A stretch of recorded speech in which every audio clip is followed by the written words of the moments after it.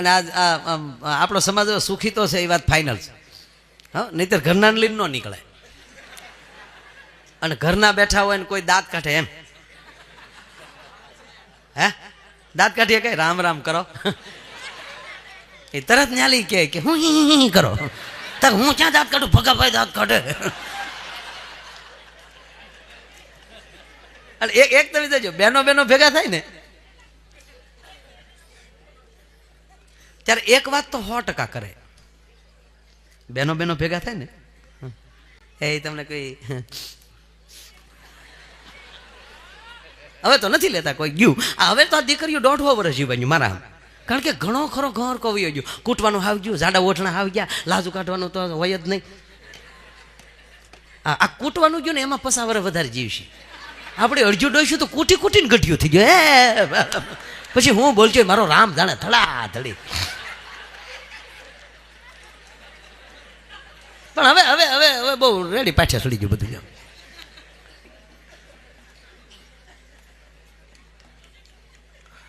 પણ બેનો ભેગા થાય ને એટલે એક વાત તો લગભગ ની 100% કરે. એક વાત તો એ ભેગી થી નથી કે એ તો હું આવીને પછી તાર ભાઈ ને બધું ઉપડ્યું અને વાતે ફાઈનલ.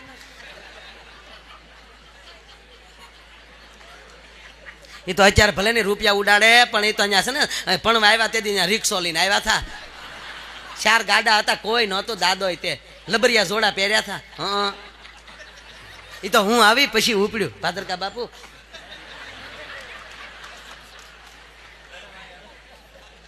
અને વાતે હાશી છે, એમાં કોઈથી ના ન પાડી શકાય. આ ફાઇનલ કે નહીં? હવે કયો હાલો, કઈ પુરાવા થોડા મારે લેવા જવા પડે. ધન્યવાદ મારા બાપ, હાસું કહી દીધું. કોઈ ભાઈ બીમાર હોય, કોઈ પુરુષ બીમાર હોય તો એનો ખાટલો એની સ્ત્રી રેઢો નહીં મૂકે, બાવડું પકડીને બેસા નાન્યા બેઠી હોય. બાકી બાયુ બીમાર પડી ત્યાં કોઈ દી આપણે બેઠા લુખે છો? કોઈ દવાખાને દાખલ કર્યા તો દવાખાનાના લીમડા હેઠે બહાર બીડી પીતો બેઠા આપણે કઈ ખાતા એ અમારા બાન બધા બેઠા અંદર ત્યાં. બાકી સ્ત્રી એ બાવડું ન મૂકે. અરે છોડો, ખાલી એ કોઈ પુરુષ બીમાર હોય ને તમે ખબર કાઢવા જાઓ અને ખાલી ખબર પૂછો ને, એ બેન જવાબ આપશે ને ત્યાં જવાબમાં અડધો રોગ વયો જાય. આપણે ત્યાં જઈને પૂછી કે ભાભી કેમ છે મારા ભાઈને? ઘણું સારું ભાઈ, ઘણું સારું, ઘણો ફેર પડ્યો, ઘણું સારું, દવા લાગુ પડી થોડીક. ઈ તો હોય જ એમાં. પછી કઈ હાવ અને એ તો ભાઈ હવે આપણે હવે ભાઈ નહીં આપણે સોમાહા સિવાય આપણે કોઈ નાતાય નહીં ડોહા. એ તો હવે ભાઈ આ કૃષ્ણની કૃપા થઈ. હવે નગર એ સોણા હોતા નદીમાં નાઈ સોણો ધોવા જાય નવાઈ જાય પછી એ હવા ભરીને ઉભો ઢોરા ઉપર આપણા. હું નાયેલો છું આ રીતે. મેં સાર્યું છે બધું, પહેવું ગાવું ચાર્યું છે.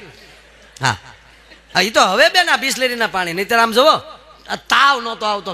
આપણે કેમ પાણી પીતા ગમે એને ખાળિયાનો, ભેંસો બેઠી હોય એમાં એમાં પાણી આશરી જાય તેનું પાણી પીવા.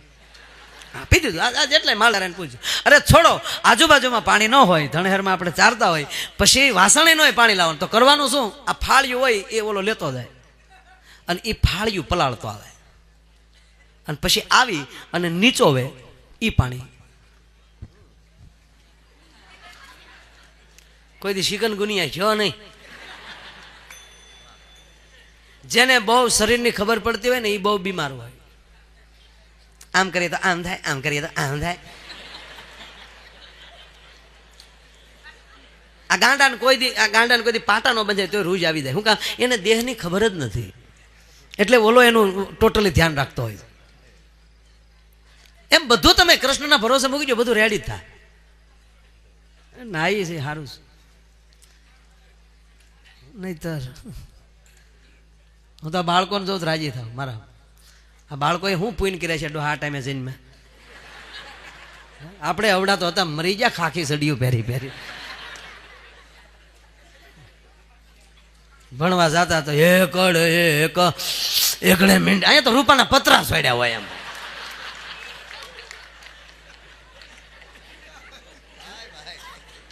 રામદેવભાઈ લાવો.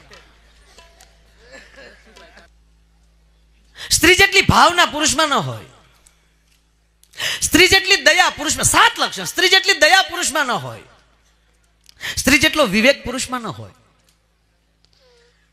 સ્ત્રી જેટલી ક્ષમા પુરુષમાં ન હોય, સ્ત્રી જેટલો ત્યાગ પુરુષમાં ન હોય, ને છેલ્લી વાત, સ્ત્રી જેટલી કરુણા પુરુષમાં ન હોય શકે. ભલામણ કરુણાની પણ મૂર્તિ છે, ત્યાગની મૂર્તિ છે, કરુણાની મૂર્તિ છે, વિવેકની મૂર્તિ છે.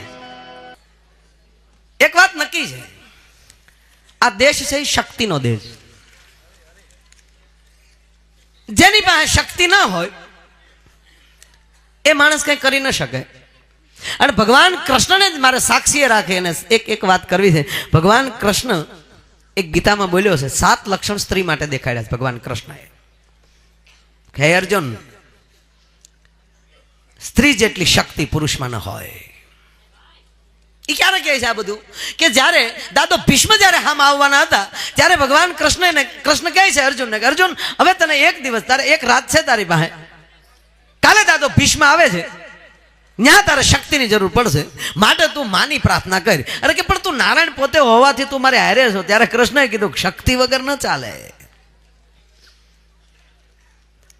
જ્યારે પુરુષની શક્તિ વિરામ પામે પછી જ્યારે એમ કહેવાય કે એ નિરાધાર થઈ જાય છે, પછી જે કાંઈ કાર્ય થતું હોય આ દેશની શક્તિ. દિવાયત બોધરે લખી નાખ્યું હતું, આવેલ માણસો સાથે આયરાણીને માલુમ થાય કે આવેલ માણસો સાથે જેને ઉછેરીને આપણે મોટો કરીએ છીએ એ નવઘણને મોકલી દેજો.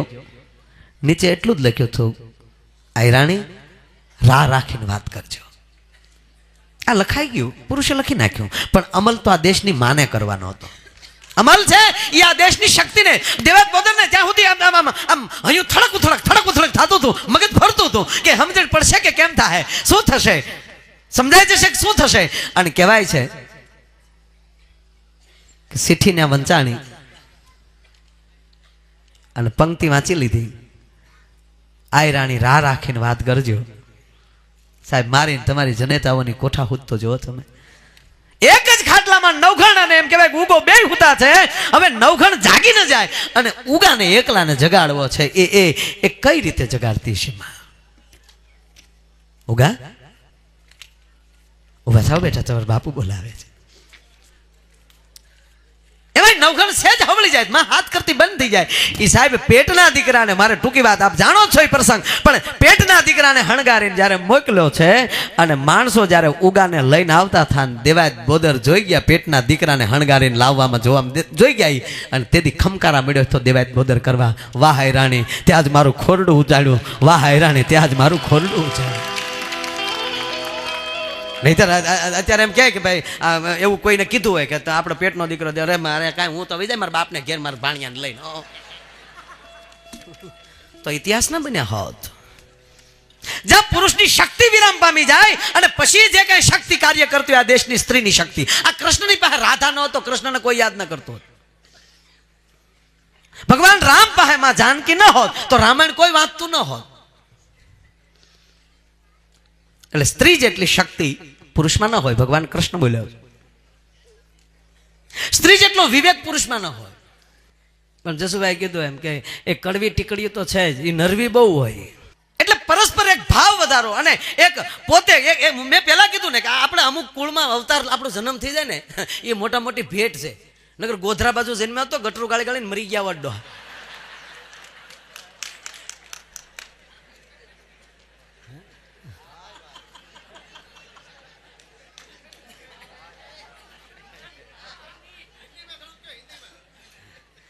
સાહેબ છે કે હિન્દીમાં બોલો. હા, હવે ગુજરાતીમાં ડાસા લેતા હે હમ.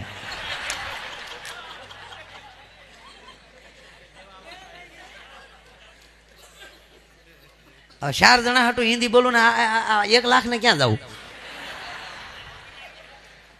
પણ મારી હિન્દીમાં પછી સાહેબ એવું થાય, હું એકવાર મેં આખો પ્રોગ્રામ હિન્દીમાં કર્યો. જસુભાઈ આપણા જગતગુરુ શંકરાચાર્ય અહીંયા રાજકોટ પાસે શિવજી મંદિરની પ્રતિષ્ઠા અને એમાં ગુરુજી પધારેલા રતન પર. હા, તો એ તો કોઈ દી રાતે ડાયરામાં તો કોઈ દી યાદ ન હોય ગુરુજી, એટલે એને પ્રાર્થના કરી બધાએ કે ચલો મેં આતા આવું. સોફો નાખી દીધો, ગુરુજી બેઠા. એક તો એની હાઈટ પણ એવડી. પછી દંડી સ્વામી મને આવીને કાનમાં કીધું કે માયાભાઈ ગુરુજી ગુજરાતી નહીં સમજતા, હિન્દીમાં બોલના. અને મેં જે આખો પ્રોગ્રામ જે હિન્દીમાં કર્યો, નો ગુરુજી સમજીએ ક્યાં, નો સમાજ સમજીએ ક્યો. તેરા આંગણિયા પૂછકર આય કોઈ આયે તો આવકારા મીઠા દેના. અને એ જે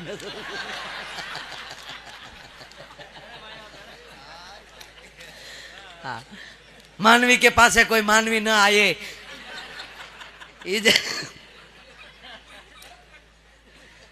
तेरा दिन दिख कर दुखिया आए उसको आवकारा मीठा देना. ये मैं शुरू કર્યું પછી ઓલા કે હવે બસ હવે પૂરું કરે. એવું ધર્મબંધુજી ને ત્યાં થયું. ન્યાય મેં બોલવાનું ચાલુ કર્યું. ધર્મબંધુજી પોતે ઉભા થયા. મેં ત્યાં કહેવરાયું કે यहाँ 10,000 तो बाहर के विद्यार्थी है माया भाई, थोड़ा हिंदी हो जाए. कोई वांधा नहीं, मैं कह दूं.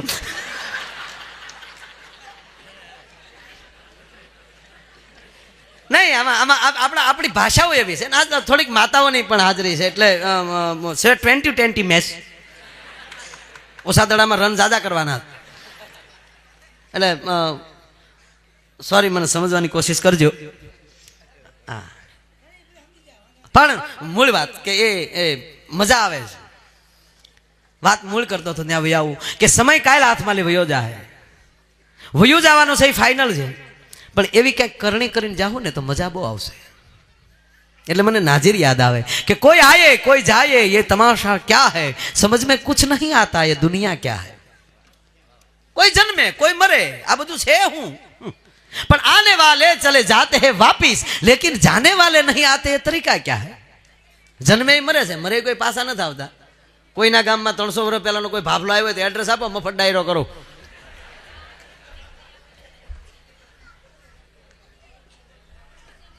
પણ સમાજમાં સ્વાર્થ કેટલો છે. જબ सांस की डोरी टूटेगी तब दोस्त तेरा यूं बोलेगा, जब सांस की डोरी टूटेगी तब दोस्त तेरा यूं बोलेगा कि अब जल्द ले जाओ इस ढेर में रखा क्या है. ધીરુભાઈ અંબાણી જેવી વ્યક્તિ આ સમાજમાં લઈ વહી જાય તો એના દીકરા ધારે ને સાહેબ તો 500 વર્ષ સુધી રાખી એકાય એવું મમ્મી બનાવી શકે. પણ ના પછી તો તરત કે રાખો રાખો ઉપાડ ઉપાડ. આપણે ભાઈ હવે એ છોકરા તું બેસી જા, તું બેસી જા.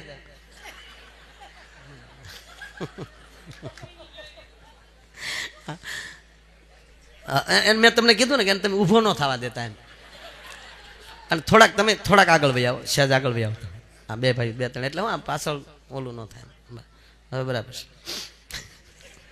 મને એમ થાય કે મેં કહી દીધું ને એ થોડાક આમ હલી નહીં અહીંયા બેસી જાય, એને એમ થાય હું હરી ગયો. આમાં બધું આમ જ હોય બધું.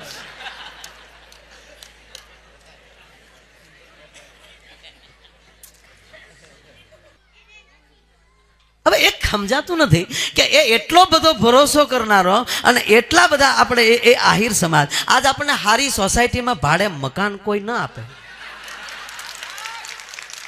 અમારી વેદના બોલે છે ક્ષમા કરજો, એવું શું આપણામાં ઘટવા મળ્યું કે આજ બીજો સમાજ આપણી સામે ભરોસા મુક્ત ભૂલી ગયો છે.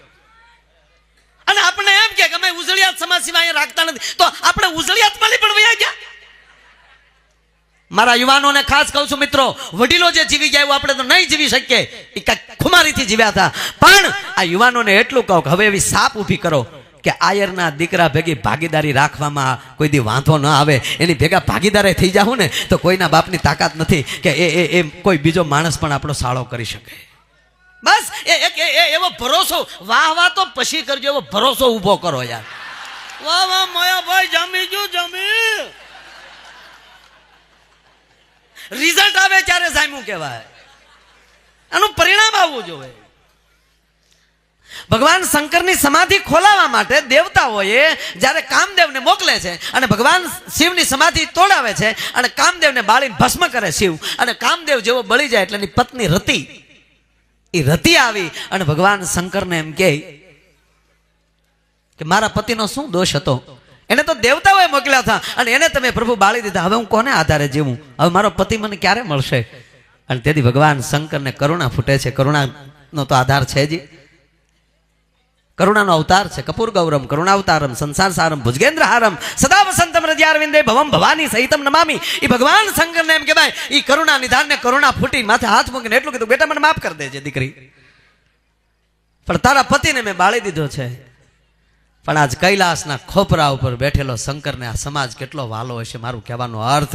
ત્યારે શંકરે નજર નાખી સૃષ્ટિ ઉપર અને એટલું કીધું રતિને, બેટા રતિ, જબ જદુવંશ કૃષ્ણ અવતાર. જ્યારે ભગવાન કૃષ્ણને, હું ભગવાન વિષ્ણુને એમ કે તું કૃષ્ણ બનીને જા અને જદુવંશમાં અવતાર લે. અને ત્યારે એની ઘરે દીકરો થઈને, કૃષ્ણના ઘરે દીકરો થઈને તારો પતિ અવતરશે. આ એટલા વર્ષો, હજારો વર્ષ પહેલા કૈલાસના ખોપરા ઉપર એમ કહેવાય કે ભગવાન શંકરની જીભે કોઈ સમાજ એમ કહેવાય કે રમતો હશે તો એ આહિર સમાજ હશે, એ યાદવો હશે, એ શંકરને કેટલા વાલા હશે. અને જે ભગવાન કૃષ્ણને ઉછેરીને મોટા કરી દે એટલું નહીં, જુનાણાને તકલીફ પડે ત્યારે રા માટે પોતાનું માથું દઈ દે.